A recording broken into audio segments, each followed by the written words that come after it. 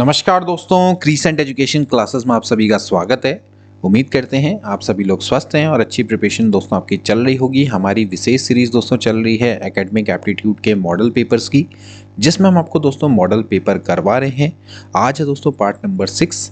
इस तरह के दोस्तों हमने आपको 5 मॉडल पेपर पहले प्रोवाइड करवाए हैं। अगर आपने वो नहीं देखे तो जरूर देख लेना।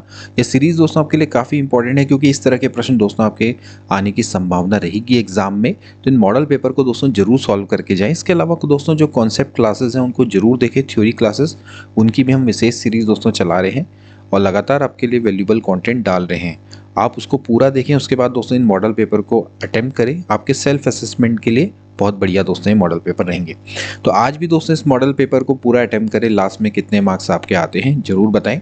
इसके अलावा अगर आपको दोस्तों और मॉक टेस्ट और मॉडल पेपर चाहिए, या फिर इसके अलावा दोस्तों आपको नोट्स चाहिए, तो फिर आप दोस्तों हमारे टेलीग्राम चैनल को जरूर ज्वाइन कर लीजिए। लिंक अबाउट सेक्शन में दिया गया है और आपको हमारी क्लास की दोस्तों रेगुलर अपडेट्स वहां देखने को मिलेंगी। कभी कोई क्लास मिस नहीं होंगी, एमसीक्यू देखने को मिलेंगे। तो चलिए दोस्तों आज की क्लास को शुरू करते हैं।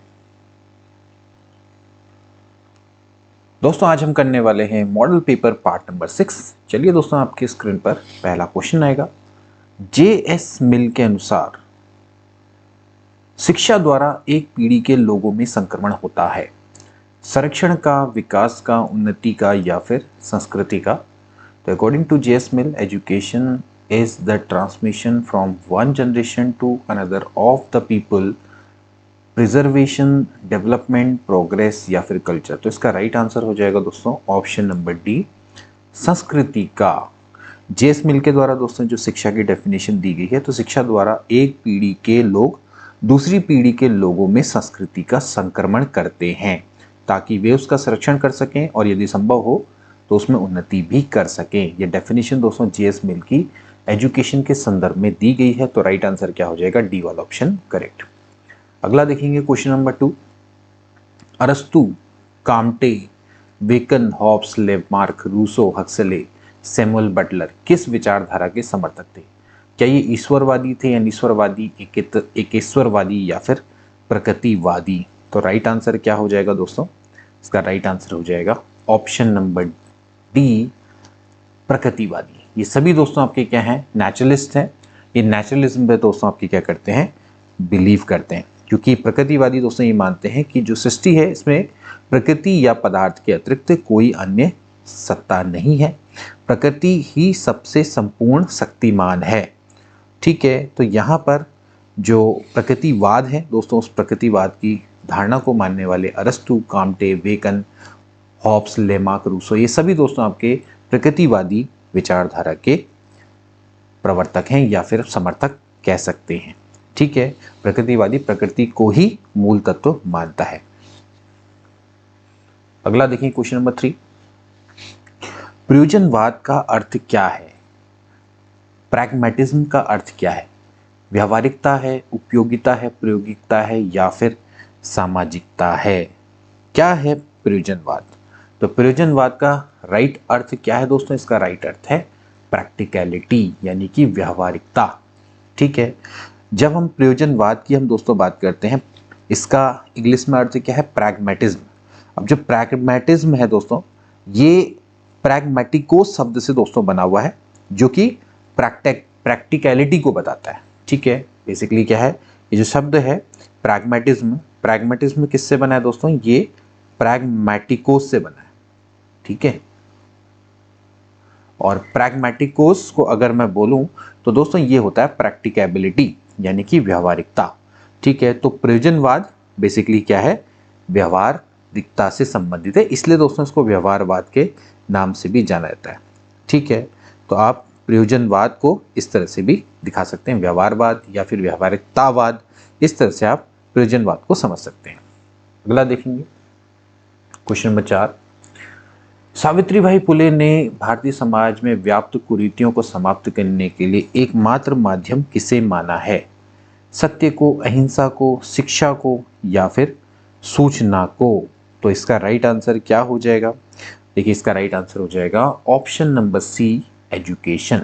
ठीक है, सावित्रीबाई फुले इनका दोस्तों यही मानना था कि जो भारतीय समाज में जितनी भी व्याप्त कुरीतियां हैं और जितने भी अंधविश्वास हैं, उनको समाप्त करने का एकमात्र माध्यम शिक्षा है। ओके, और शिक्षा के द्वारा ही लोगों को आप जागरूक कर सकते हैं, और जो समाज में व्याप्त जितनी भी कुरीतियां हैं या छुआछूत की धारणा है या फिर जो भी कुरीतियां हैं, कुप्रथाएं हैं, इन सभी को आप समाप्त कर सकते हैं। ओके, तो इसका राइट आंसर क्या हो जाएगा? ऑप्शन नंबर सी।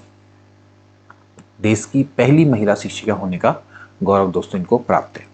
इसके बाद बात करेंगे समाजशास्त्री साहित्य में संस्कृतिकरण की अवधारणा को लाने का श्रेय किसे जाता है?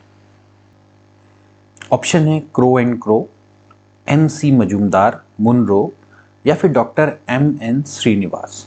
सो who is credited with introducing the concept of Sanskritisation in sociological literature? संस्कृतिकरण की अवधारणा को लाने का श्रेय किसको जाता है? कल्चराइजेशन दोस्तों आप बोल सकते हैं, तो किसको जाता है? तो इसका राइट ऑप्शन दोस्तों क्या हो जाएगा? इसका राइट ऑप्शन हो जाएगा डॉक्टर MN श्रीनिवास। ठीक है, तो समाजशास्त्रीय साहित्य में संस्कृतिकरण के कॉन्सेप्ट को लाने का श्रेय डॉक्टर MN श्रीनिवास को जाता है, और इनकी जो बुक थी दोस्तों वो काफी इंपॉर्टेंट है, जिसका नाम है change in modern India. Change in modern India. Okay, तो चेंज इन मॉडर्न इंडिया, इनके द्वारा ही दोस्तों यहाँ पर संस्कृतिकरण को इस बुक में डिफाइन किया। इन्होंने एक्लचराइजेशन की डेफिनेशन को दोस्तों यहाँ पर डिफाइन किया है। ठीक है, तो संस्कृतिकरण को पूरी तरह से कॉन्सेप्ट उसको डिफाइन करने का जो श्रेय है वो डॉक्टर MN श्रीनिवासन को जाता है। अगला देखेंगे श्रीनिवास को। इसके बाद देखेंगे शिक्षा में पर्याप्त निवेश किस बात को सुनिश्चित करता है? शिक्षा में दोस्तों अगर आप पर्याप्त निवेश करते हैं तो क्या चीज को सुनिश्चित करता है? नियोजन और कार्यान्वयन को, शिक्षा प्रणाली को, शिक्षा नीति को, या फिर शिक्षा बजट को? तो इसका राइट आंसर क्या हो जाएगा? इसका राइट आंसर हो जाएगा ऑप्शन नंबर ए, यानी कि प्लानिंग एंड इम्प्लीमेंटेशन। देखिए शिक्षा में दोस्तों जब आप निवेश करते हैं, अगर शिक्षा में आप पर्याप्त निवेश करते हैं तो ये बात ये सुनिश्चित करती है कि शिक्षा के विभिन्न स्तरों के लिए उपयुक्त शिक्षा कार्यक्रम ठीक से नियोजित किए जाएं और उनका क्रियान्वयन किया जाए। ओके, तो इस कारण से जब आप सही निवेश करते हैं तो फिर इस केस में नियोजन और कार्यान्वयन यानी कि प्लानिंग और उनका इम्प्लीमेंटेशन, ये चीज आपकी इंश्योर हो जाती है। ठीक है, तो इस शिक्षा के विभिन्न स्तरों के लिए जो भी उपयुक्त शिक्षा कार्यक्रम है वो पूरी तरह से नियोजित और क्रियान्वित किए जाने चाहिए। अगला देखिए क्वेश्चन नंबर 7। शिक्षा मनोविज्ञान के किस स्तर के मापन का न्यूनतम प्रयोग किया जाता है?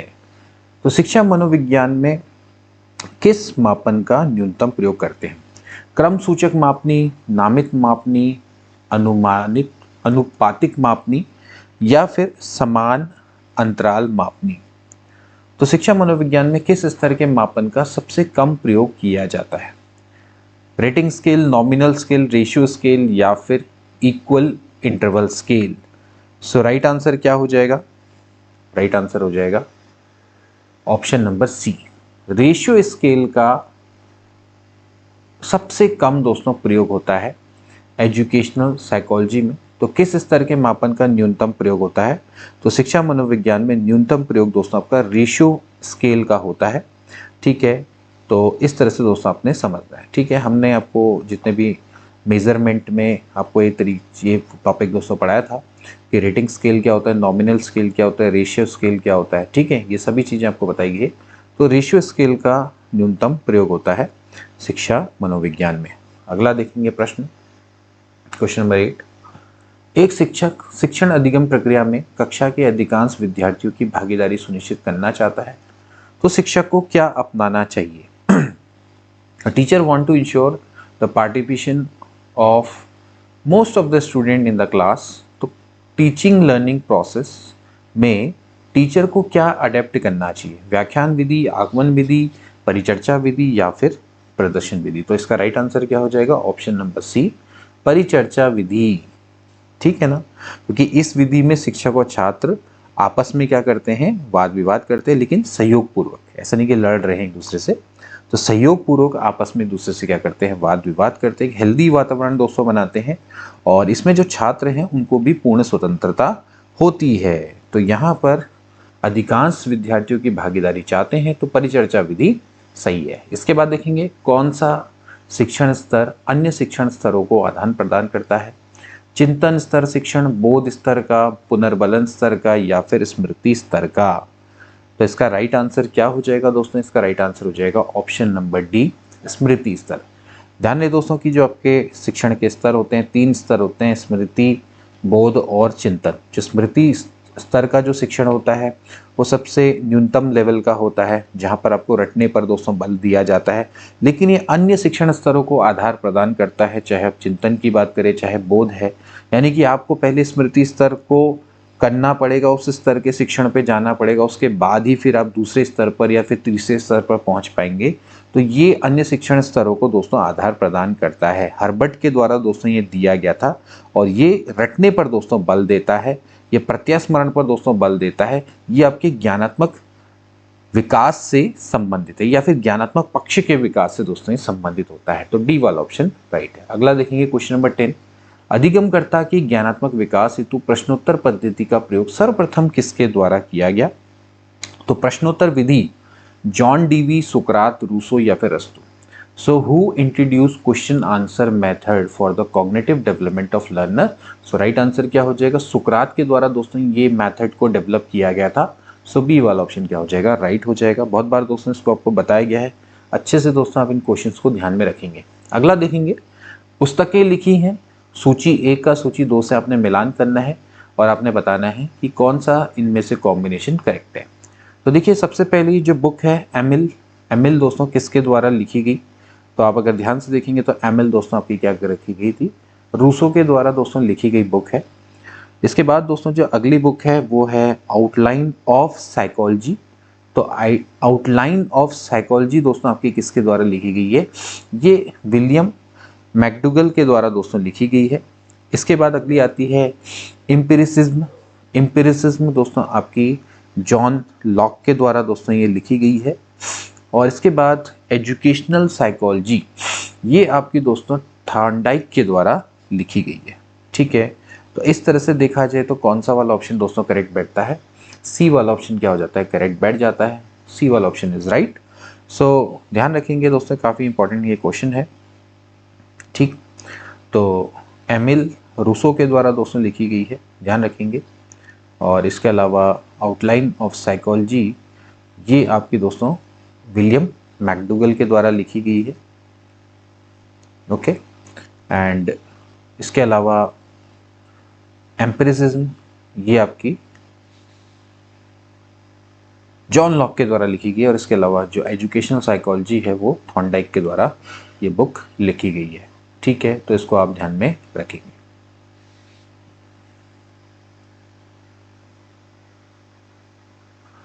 अगला देखिए क्वेश्चन नंबर 12, टोली शिक्षण निम्न में से किस परिस्थिति को कहा जाता है। ठीक है, टीम टीचिंग, ये सभी दोस्तों आपके सिलेबस में है तो इसको ध्यान से पढ़ेंगे।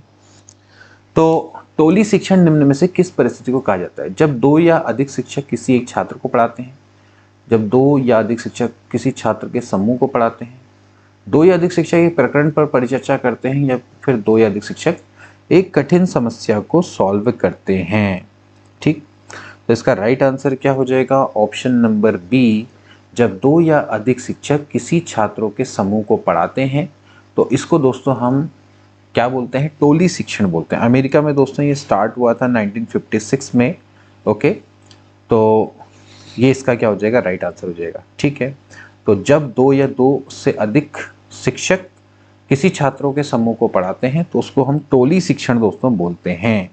ठीक है, अगला प्रश्न देखेंगे क्वेश्चन नंबर 13, आई.के. डेविस ने शिक्षक के लिए शिक्षण अधिगम व्यवस्था हेतु 4 कार्यों का सुझाव दिया है। निम्न में से कौन सा इन चारों कार्यों को सही तार्किक क्रम में दर्शाता है। तो आई.के. डेविस ने 4 फंक्शन दिए हैं। ठीक है, for the teacher in teaching learning management, और इसमें से आपने बताना है कि इसका करेक्ट सीक्वेंस कौन सा है। तो करेक्ट सीक्वेंस दोस्तों क्या हो जाएगा दोस्तों, सबसे पहले आएगा प्लानिंग, देन इसके बाद आएगा ऑर्गेनाइजेशन, फिर लीडिंग एंड कंट्रोल। ठीक है। तो planning, organisation, leading and control, ठीक है। तो यहाँ से दोस्तों राइट आंसर क्या हो जाएगा, बी वाला ऑप्शन करेक्ट, ठीक है। तो प्लानिंग, नियोजन, संगठन, अग्रसर और नियंत्रण, तो POLC, ठीक है। प्लानिंग, ऑर्गेनाइजेशन, लीडिंग, कंट्रोल, ये आपका दोस्तों टॉपिक है, बहुत इंपॉर्टेंट टॉपिक है ये। तो planning, organisation, leading and control, this is a very very important topic. ये आपके यूनिट नंबर 3 का दोस्तों टॉपिक है, तो उसको आप ध्यान में रखेंगे। अगला देखेंगे क्वेश्चन नंबर 14। प्रथम मनोविज्ञान प्रयोगशाला कहाँ स्थापित की गई? प्रथम मनोविज्ञान प्रयोगशाला, first psychology laboratory establish in, ये कहाँ पर की गई थी दोस्तों, ये लिप्जिंग में की गई थी। तो डी वाला ऑप्शन क्या हो जाएगा, करेक्ट हो जाएगा। विलियम वुंड के द्वारा दोस्तों इसको स्थापित किया गया था 1879 में, ठीक है। अब ये जो लिप्जिंग है वो कहाँ पर है दोस्तों, ये जर्मनी में है। तो यहीं पर दोस्तों इन्होंने प्रथम मनोवैज्ञानिक प्रयोगशाला दोस्तों खोली थी, और इनको दोस्तों प्रयोगात्मक विज्ञान का जनक भी बोला जाता है, ठीक है। क्योंकि प्रयोगशाला इन्होंने खोली मनोविज्ञान की, तो प्रयोगात्मक मनोविज्ञान इसका दोस्तों जनक बोला जाता है विलियम वुंट को। संरचनावाद के दोस्तों क्या है, ये प्रतिपादक हैं, कंस्ट्रक्टिविस्ट है, ठीक। तो अगला देखेंगे क्वेश्चन नंबर 15। अपनी सामाजिक विकास की प्रक्रिया में बालक समूह बनाता है, यह अवस्था है, ये कौन सी अवस्था है दोस्तों, शैशवावस्था, किशोरावस्था, प्रौढ़ावस्था या फिर बाल्यावस्था। So in a process of a social development child forms a group that stages infancy, adolescence, adulthood या फिर चाइल्डहुड। तो राइट आंसर क्या हो जाएगा, फोर्थ वाला ऑप्शन दोस्तों करेक्ट हो जाएगा, बाल्यावस्था। अपनी सामाजिक विकास की प्रक्रिया में जब बालक समूह बनाता है तो वो बाल्यावस्था में दोस्तों प्रारंभ करता है। और अगर आपसे पूछा जाएगा कि समूह का सक्रिय सदस्य बनना चाहता है तो वो किशोरावस्था होगा, ठीक है। तो बालक समूह बनाना कब से स्टार्ट कर देता है, बाल्यावस्था से स्टार्ट करता है, और समूह का सक्रिय सदस्य बनना चाहता है तो किशोरावस्था इसका राइट आंसर हो जाएगा। इसके बाद देखिए, विकास केंद्र से परिधि की ओर को अग्रसर होता है, विकासात्मक दिशा का यह सिद्धांत क्या कहलाता है? विकास केंद्र से बाहर की ओर को होता है, ठीक है। इसको हम रैखिक बोलते हैं, सिफेलोकॉर्डल बोलते हैं यानी कि मस्तिष्कोमुखी, प्रॉक्सिमोडिस्टल बोलते हैं निकट से दूर, या फिर वर्तुलाकार। सो राइट आंसर क्या हो जाएगा दोस्तों, ऑप्शन नंबर 3 करेक्ट है। देखिए जो विकास होता है वो केंद्र से परिधि की ओर को होता है, यानी कि विकास शरीर के मध्य से बाहर की ओर को जाता है, और फिर अंत में क्या होता है, हाथ पैर का विकास होता है। पहले पूरे आपका हाथ का विकास होगा, फिर धीरे धीरे उंगलियों का विकास होगा। तो इस तरह से इसको बोलते हैं प्रॉक्सिमोडिस्टल, ठीक है। तो प्रॉक्सिमोडिस्टल यानी कि अंदर से बाहर की ओर होगा, शरीर के मध्य भाग से आपके बाहर की ओर को विकास होगा, ठीक है। पहले आपके स्पाइनल कॉर्ड का विकास होगा, फिर धीरे धीरे अन्य अंगों का धीरे धीरे विकास होता चला जाएगा, ठीक। तो इस तरह से विकास केंद्र से परिधि की ओर को चलता है। आप इस तरह से मान लीजिए ये सर्किल है, सर्किल के केंद्र से परिधि की ओर को, ठीक है। अगला देखिए क्वेश्चन नंबर 17। निम्न में से कौन सा एक नकारात्मक संवेग का प्रकार है, ठीक है। नकारात्मक संवेग कौन सा है, which is the type of negative emotion, स्नेह, भय, वात्सल्य या फिर आमोद। तो राइट आंसर क्या हो जाएगा दोस्तों, भय यानी कि फियर। फियर दोस्तों आपका क्या है, एक नेगेटिव या नेगेटिव इमोशन है, ठीक है। नकारात्मक संवेग में कौन कौन आता है, जैसे भय आता है, निराशा, चिंता, घृणा, क्रोध, ईर्ष्या, ये सभी दोस्तों किसके अंतर्गत आते हैं, नकारात्मक संवेग के अंतर्गत आते हैं। इसके बाद अगला देखेंगे, पावलोव द्वारा किए गए प्रयोग में CS किसे इंगित करता है, ठीक है। CS का मतलब क्या हो गया, ये आपका कृत्रिम उद्दीपक, ठीक है। तो ये भोजन है, लार है, घंटी की ध्वनि है, या फिर भूख है, ठीक। तो इसका राइट आंसर क्या हो जाएगा, इसका राइट आंसर हो जाएगा C वाला ऑप्शन करेक्ट, घंटी की ध्वनि, ठीक है। एक होता है दोस्तों आपका एक होता है दोस्तों कृत्रिम उद्दीपक, ठीक है, जो कि नेचुरल जो आपका उद्दीपक होता है उसे जस्ट पहले कुछ सेकंड पहले प्रोड्यूस किया जाता है, ताकि जो आपको उसके प्रति जो ओरिजिनल जो हमारी नेचुरल दोस्तों जो रिस्पॉन्स मिल रहा है वैसा ही रिस्पॉन्स आपका क्या हो, CS से भी मिले, ठीक है। इसी को दोस्तों क्या बोला गया था, कंडीशनिंग बोली गई थी, ठीक है ना, अनुबंधन बोला गया था, ठीक है। तो पावलोव के एक्सपेरिमेंट में जो CS किसको करता था, घंटी की ध्वनि को रिप्रेजेंट करता था।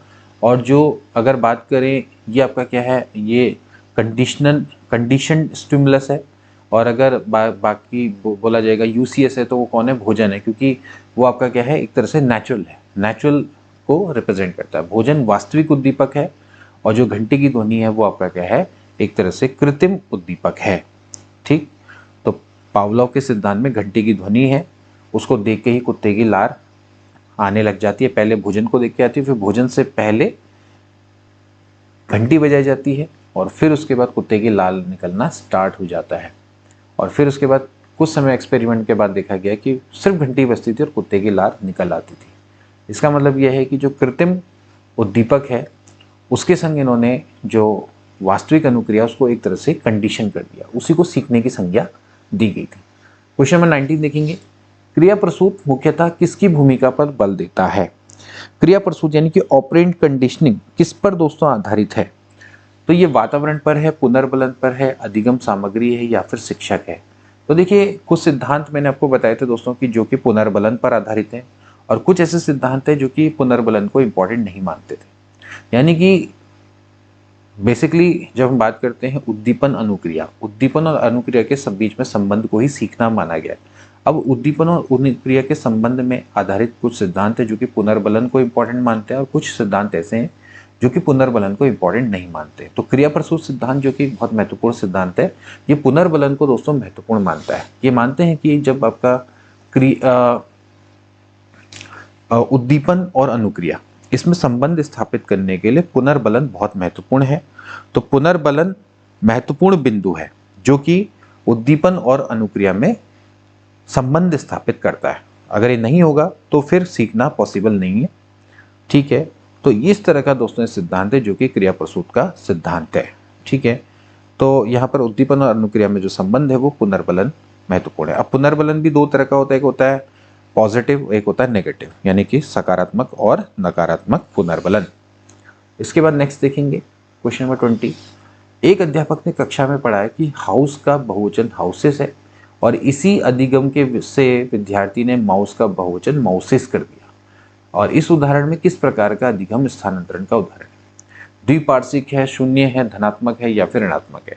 देखिए, हाउस का बहुवचन हाउसेस है, लेकिन माउस का जो बहुवचन होता है वो माइस होता है। यानी कि इसने गलत सीखा, जो इसने पहले जो चीज़ सीखी थी उसका इसने एक तरह से नेगेटिव ट्रांसफर किया है। तो ये क्या है, ऋणात्मक स्थानांतरण। यानी कि जब आपका पहले से सीखा गया ज्ञान आपको जो नया सीखना है उसमें अवरुद्ध करता है, उसमें कोई बाधा पहुंचाता है, कोई हानि पहुंचाता है, तो फिर हम उसे ऋणात्मक स्थानांतरण कहते हैं। अगर पहले से सीखा गया ज्ञान आपको नवीन ज्ञान सीखने में मदद करता है तो उसको हम पॉजिटिव ट्रांसफर बोलते हैं, पॉजिटिव ट्रांसफर ऑफ लर्निंग। तो यहाँ पर आपका क्या है, नेगेटिव ट्रांसफर है, यानी कि जो पहले का आपने सीखा है वो कहीं ना कहीं आपको क्या दिखा रहा है, नुकसान करवा रहा है। तो यहाँ पर डी वाला ऑप्शन राइट हो जाएगा। अगला देखें क्वेश्चन नंबर 21, आपने बताना है कि इनमें से कौन सा करेक्ट है। तो क्रिया प्रसूत का सिद्धांत है दोस्तों, ये BF स्किनर के द्वारा दिया गया था।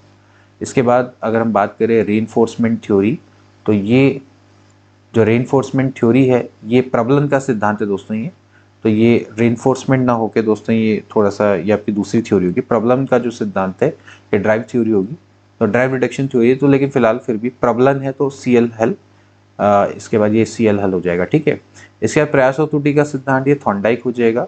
क्लासिकल अनुबंधन यानी कि IP पावलोव। तो इसका राइट आंसर देख सकते हैं ये हो जाएगा CADB। तो CADB is the right option. So B वाला option is right, B option is correct. यहाँ ध्यान रखना दोस्तों कि जो प्रबलन सिद्धांत है ये, अगर ये रीइंफोर्समेंट थ्योरी की बात करें इंग्लिश में तो वो BF स्किनर होगा, लेकिन हम बात करें प्रबलन तो इसका इंग्लिश में जो वर्जन होगा उसका नाम होगा drive reduction theory, so which was given by Clark Hull. Okay, अगला देखेंगे। अगला भी दोस्तों आपका सूची को आपने सुमेलित करना है, आपने बताना है कि कौन सा किससे संबंधित है। तो देखेंगे सबसे पहले सामाजिक सांस्कृतिक रचनावाद यानी कि सोशियो कल्चर कंस्ट्रक्टिविज्म।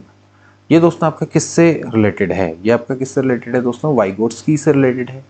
नैतिक विकास का सिद्धांत यानी कि थ्योरी ऑफ मोरल डेवलपमेंट, ये आपका कोहलबर्ग से संबंधित है। संज्ञानात्मक विकास का सिद्धांत ये पियाजे से संबंधित है। मनोलैंगिक विकास का सिद्धांत या मनोविश्लेषण सिद्धांत वो आपका फ्रायड से दोस्तों संबंधित है। तो इस हिसाब से देखा जाए तो BADC is the right option. So BADC यानी कि बी वाला ऑप्शन इसका राइट हो जाएगा। अगला देखिए क्वेश्चन नंबर 23।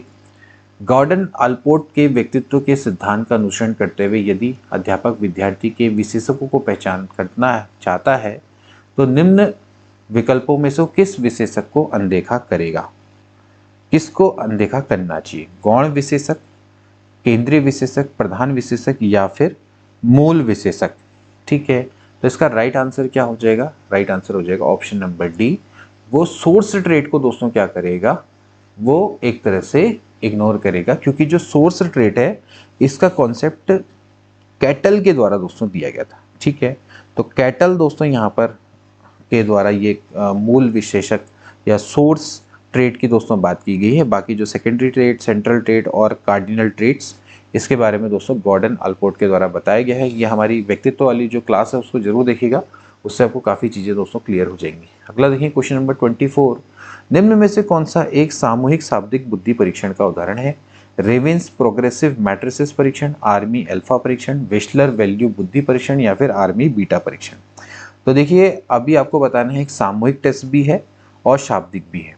ठीक है, व्यक्तियों के आधार पर जो टेस्ट होते हैं वो व्यक्तिक और सामूहिक होते हैं, फिर शाब्दिक और अशाब्दिक भी होते हैं, लेकिन ये ग्रुप भी है और साथ ही साथ शाब्दिक भी है।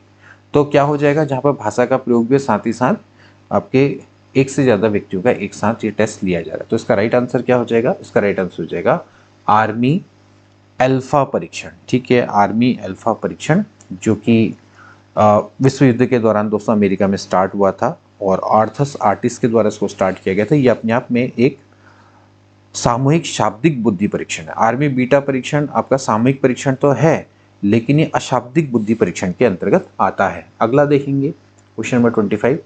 यह किसने कहा कि मानसिक स्वास्थ्य का अर्थ वास्तविकता के धरातल पर वातावरण के संग उचित समायोजन करने की योग्यता है? मानसिक स्वास्थ्य से संबंधित प्रश्न है, तो ये दोस्तों आपका जो स्टेटमेंट है वो किसके द्वारा दिया गया? मानसिक स्वास्थ्य का अर्थ वास्तविकता के धरातल पर वातावरण के संग उचित समायोजन करने की योग्यता है। तो mental health means the ability to make proper adjustment to the environment on the basis of reality. So right option हो जाएगा ऑप्शन नंबर बी, लेडल के द्वारा दोस्तों ये स्टेटमेंट दिया गया है। मानसिक स्वास्थ्य का अर्थ वास्तविकता के धरातल पर वातावरण के संग उचित समायोजन करने की योग्यता। अगला देखिए क्वेश्चन नंबर 26। निम्न में से कौन सा शिक्षण प्रतिमान का तत्व नहीं है? केंद्र बिंदु, संरचना, सामाजिक प्रणाली या फिर सृजना? तो राइट आंसर क्या हो जाएगा? डी वाला ऑप्शन करेक्ट है। क्रिएशन इसके अंतर्गत नहीं आता है। जब हम शिक्षण प्रतिमान के तत्व की दोस्तों बात करते हैं तो इसमें 4 तत्व होते हैं। एक होता है केंद्र बिंदु या फिर उद्देश्य दोस्तों उसको बोल सकते हैं। दूसरा आता है संरचना जिसको हम सिंटैक्स बोलते हैं।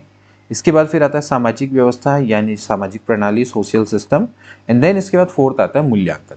ओके, क्रिएशन दोस्तों इसके अंतर्गत नहीं आता है। ठीक है, ये तो आपके 4 तत्व होते हैं। इसके अलावा और भी जैसे मान लेते हैं इसके अंदर भी वैसे 2 नियम और भी होते हैं, जैसे आपका एक प्रिंसिपल ऑफ रिएक्शन होता है, फिर इसके अलावा सपोर्ट सिस्टम, ये भी आते हैं, लेकिन जो 4 होते हैं वो मेन तत्व होते हैं। ठीक, इस तरह से आप इसको समझ सकते हैं। फोर्थ वाला तो नहीं आता है इसमें। ठीक, अगला देखेंगे।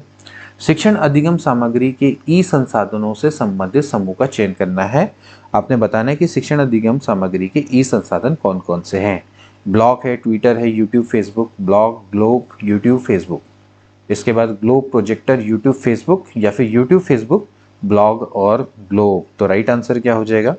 इसका राइट आंसर मतलब कि शिक्षण अधिगम सामग्री के ई संसाधनों की हम बात करें, ठीक है, जहां पर आपको ई रिसोर्सेज एंड लर्निंग के। ओके, तो बेसिकली जब हम बात करें यहाँ पर अगर आप देखें तो जैसे ग्लोब आ गया, तो ग्लोब आपका ई संसाधन में नहीं आता है।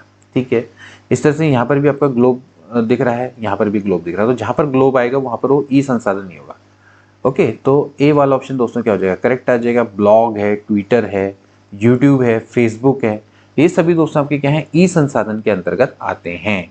ठीक है, तो ये सभी आपके ई संसाधन के अंतर्गत आते हैं। यहाँ पर आपको कई टीचिंग लर्निंग मटेरियल देखने को मिलता है।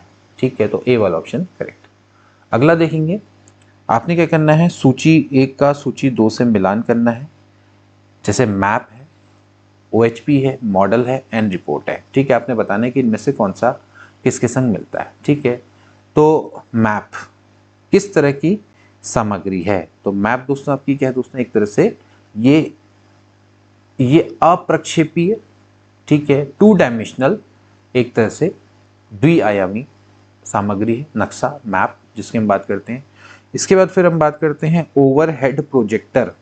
तो ओवरहेड प्रोजेक्टर आपकी क्या प्रक्षेपी है पर स्थिर है, यानी कि प्रोजेक्टिव है लेकिन कांस्टेंट रहता है हमेशा, ठीक है। आप ओवरहेड प्रोजेक्टर की मदद से दोस्तों आप क्या करते हैं, प्रक्षेप डालते हैं, प्रोजेक्शन डालते हैं, लेकिन ये कांस्टेंट स्थिर रहता है, ठीक है। इसके बाद मॉडल की बात करें तो मॉडल तो दोस्तों आपका क्या रहता है, एक अप्रक्षेपीय रहता है, यानी कि लेकिन त्रिआयामी रहता है। आप इसमें प्रोजेक्टिव तो नहीं रहता, लेकिन यह क्या 3 डायमेंशन होता है हमेशा, ठीक है। जबकि रिपोर्ट आपकी क्या होती है दोस्तों, एक दृश्य सामग्री के अंतर्गत आ जाती है, ठीक है। तो इस हिसाब से बनेगा ऑप्शन, ठीक है। वैसे देखा जाए तो सारे आपस में, लेकिन आपको बहुत जो करेक्ट है वो आपने देखना है, ठीक है। नक्शा है, नक्शा आपका दृश्य सामग्री भी है, लेकिन इन चारों में से सुटेबल करना है। तो अप्रक्षेपीय द्विआयामी यानी कि 2 डायमेंशनल है लेकिन प्रोजेक्टेड नहीं होता। OHP क्या है, प्रोजेक्टेड है लेकिन आपका स्थिर होता है। मॉडल की हम बात करें तो वो अप्रक्षेपीय लेकिन त्रिआयामी में आएगा, और इसके अलावा रिपोर्ट है वो आपकी दृश्य सामग्री में आ जाएगी। तो यही करेक्ट बैठेगा। तो इस हिसाब से देखा जाए तो कौन सा ऑप्शन करेक्ट है, बी वाला ऑप्शन करेक्ट है, DCAB, डी, उसके बाद फिर C, फिर A एंड देन B। इसके बाद अगला देखिए क्वेश्चन नंबर 29। देखिए, फ्लैंडर्स द्वारा प्रतिपादित अंतःक्रिया विश्लेषण तकनीक एवं बेहतर बनाने हेतु प्रयोग में लाया जाता है, ठीक है। तो फ्लेंडर के द्वारा जो आपका इंटरैक्टिव टेक्निक्स है दोस्तों, बाई फ्लेंडर अंतःक्रिया, जो फ्लेंडर का अंतःक्रिया का जो दोस्तों सिद्धांत है, तो उसको आपने समझना है। तो अंतःक्रिया विश्लेषण का दोस्तों सिद्धांत है, तकनीक है, इसको बेहतर बनाने हेतु प्रयोग लाया जाता है। क्या है दोस्तों इसका करेक्ट, तो इसके लिए दोस्तों क्या है, शाब्दिक व्यवहार यानी कि वर्बल बिहेवियर दोस्तों इसके अंतर्गत आता है। तो जो फ्लेंडर्स हैं, फ्लेंडर के द्वारा जो प्रतिपादित अंतःक्रिया विश्लेषण तकनीक है उसको बेहतर बनाने हेतु प्रयोग में शाब्दिक व्यवहार को लाया जाता है। अशाब्दिक नहीं होगा, शाब्दिक व्यवहार होगा, ठीक है। तो फ्लेंडर का जो अंतः विश्लेषण प्रतिमान है, ठीक है, अंतःक्रिया विश्लेषण प्रतिमान है, 1959 में दोस्तों इसका विकास किया गया था। और इसमें दोस्तों आपका 10 दोस्तों वर्ग है, ओके, इसमें आपके 10 वर्ग हैं कुल मिला के, और ये सभी के सभी दोस्तों आपके शाब्दिक व्यवहार पर आधारित हैं, ओके। तो फ्लेंडर्स का अंतः क्रियात्मक विश्लेषण प्रतिमान बहुत इंपॉर्टेंट है दोस्तों, ये आपका स्पेसिफिक टॉपिक इस बार दिया गया है। क्वेश्चन नंबर 30 देखेंगे, लास्ट क्वेश्चन है दोस्तों आज का। वैसे तो क्वेश्चन कई सारे सम्मिलित किया जा सकते थे, लेकिन फिर भी ये आज का देखेंगे। निम्नलिखित में से कौन सा CIA का लक्षण है, यानी कि which is the feature of CIA, यानी कि कंप्यूटर एडेड इंस्ट्रक्शन, ठीक है ना। तो अधिगमकर्ता नियंत्रित अनुदेशन, विलंबित प्रतिपुष्टि, अनुदेशन के तरीकों में एकरूपता, या फिर शिक्षक पदानियमान। तो इसका राइट आंसर क्या होना चाहिए, राइट आंसर हो जाएगा ऑफ कोर्स, जैसे नाम से पता लग रहा है, ए वाला ऑप्शन क्या हो जाएगा करेक्ट, अधिगमकर्ता नियंत्रित अनुदेशन, ठीक है। तो CAI, ओके।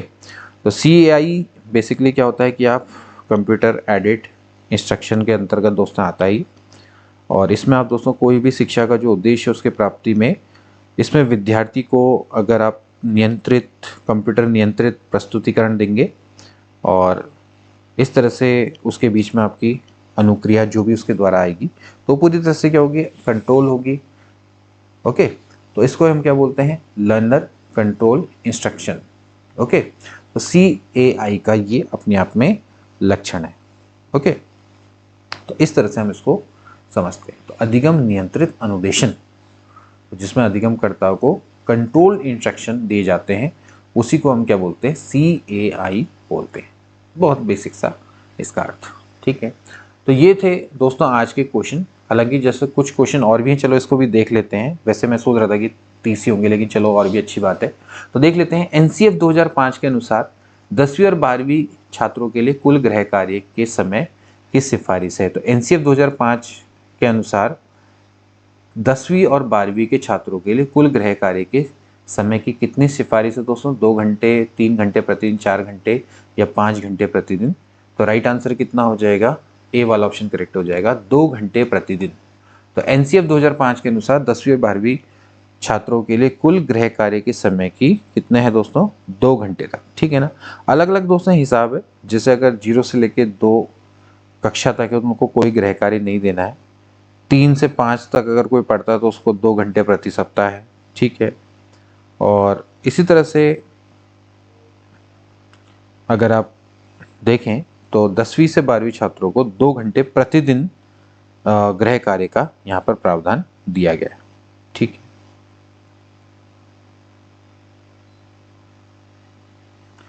अगला देखेंगे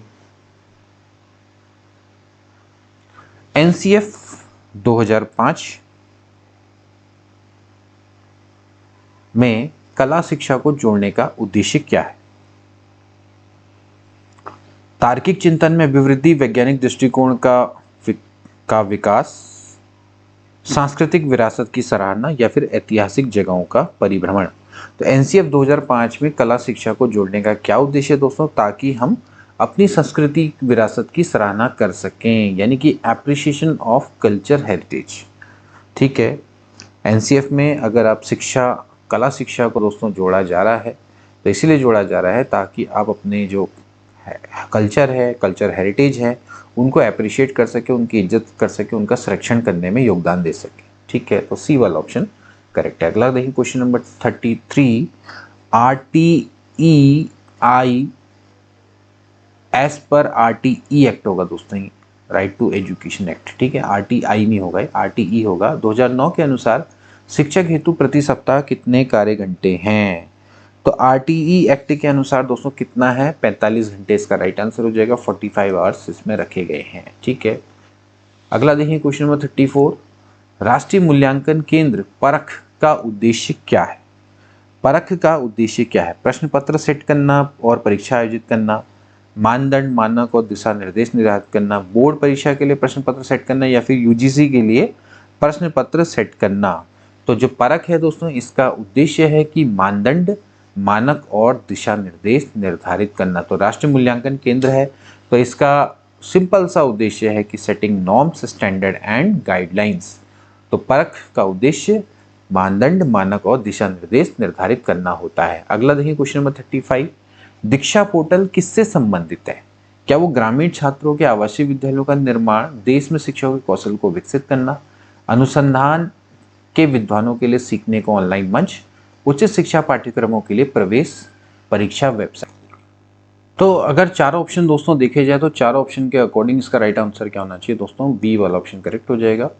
देखिए ग्रामीण छात्रों के लिए आवासीय विद्यालयों का निर्माण इससे संबंधित नहीं है दोस्तों। दीक्षा की हम बात करें तो दीक्षा एप्लीकेशन या दीक्षा पोर्टल की हम बात करते हैं तो ये बेसिकली क्या है, 5 सितंबर 2017 को दोस्तों इस ऐप को लॉन्च किया गया था। इस पोर्टल की दोस्तों विशेषताएं क्या क्या हैं कि इसमें आपका दोस्तों क्या है कि शिक्षकों के कौशल को विकसित करने से दोस्तों संबंधित है और इसमें आपके कई सारा टीचिंग मटेरियल दोस्तों आपका भरा हुआ है और जो कि आपके अभी के फ़िलहाल के जो स्कूल के हमारे करिकुलम चल रहे हैं कि उनके अकॉर्डिंग दोस्तों इसको बनाया गया है।